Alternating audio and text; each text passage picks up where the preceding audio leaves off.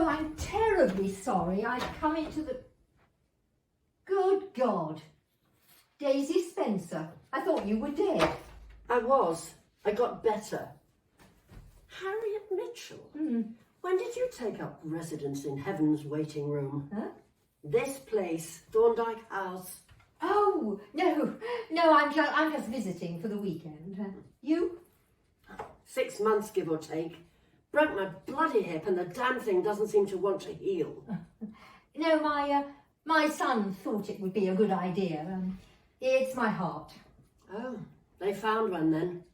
Well, I can see you haven't changed. Well, what did you expect? Doris Day. Anyway, I heard you were set up with husband number 3. 4. What happened? He departed. Oh, I'm sorry. What was it? Stroke? Heart? Lucy. What? He departed with Lucy, my assistant, and the contents of our joint bank account. You never did have much luck with men, did you? I adore men. I just never seem to bring out the best in them. Remind me, when did we last work together? 1982, All Creatures. Yes, that's right. You played that bitch who ill-treated her dog.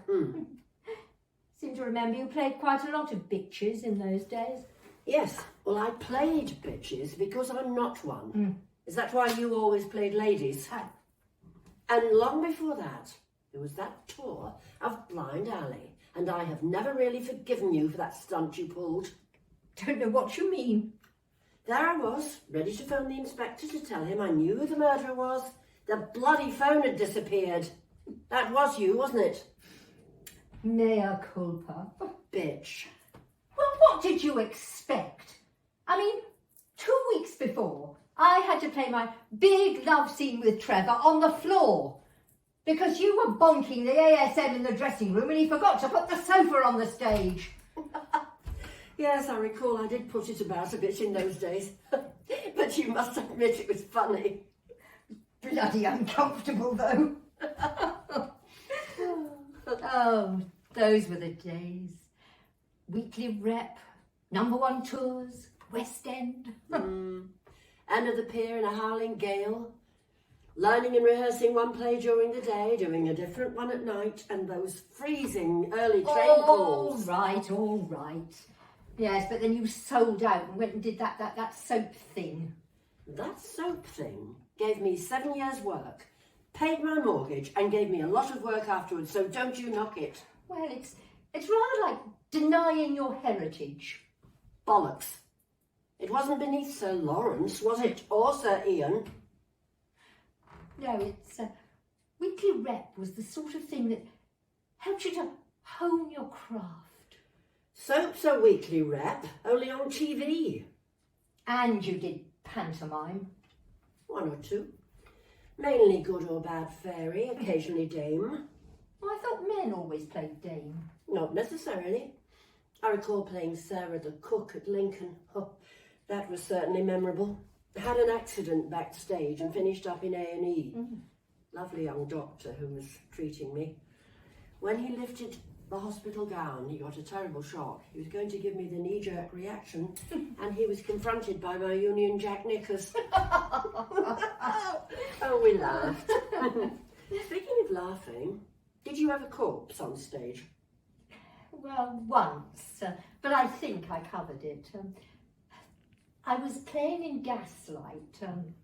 Dear old Dennis was playing Mr. Manningham. I was Mrs. Manningham, and we got to the climax of the play, and he had me by the shoulders, and he was shaking me and saying, "Bella, Bella," and his top set flew out.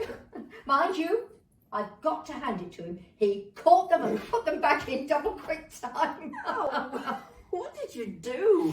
Well, I had a touch of the vapours and they brought the curtain down early. What about you? Oh, I remember being in this thriller on tour with Colin, one of the Doctor Who's, and he had to knock me out, throw me onto a bed, cover me with a cloak and put a mask on my face. Well, every bloody night he did his best to make me go. But I was really strong and I bided my time. And one night as he sat on the bed, I said very quietly, "Oh, not the mask and the cloak again. Isn't straightforward sex enough for you? Did he go? Yes, the murderer was shaking like a leaf. Oh, by the way, I was sorry that you lost out in that Oscar Wilde to Emerald Gonzalez. I mean, Hollywood star she may have been, an actress never. It pains me to say this, but as you never cease to remind us, you were steeped in theatre. The nearest she ever got to the stage was a seat in the stalls. Oh, that's very kind of you. I mean, I know we haven't... I wasn't being kind. No, well, rumour does have it that she spent the whole of one rehearsal, nearly all one day, trying to learn how to cry. She kept on saying, "It's gotta be real, it's gotta be real." But I mean, if she was a properly trained actress, she'd know how to fake it. I mean, let's face it, everything else about it was fake. Ah, the bell for the half. No, actually, it's a supper bell. Oh. Well, don't just sit there like a wet week. I mean, if you're going to be staying here, you may as well make yourself useful. Wheel me in. Oh.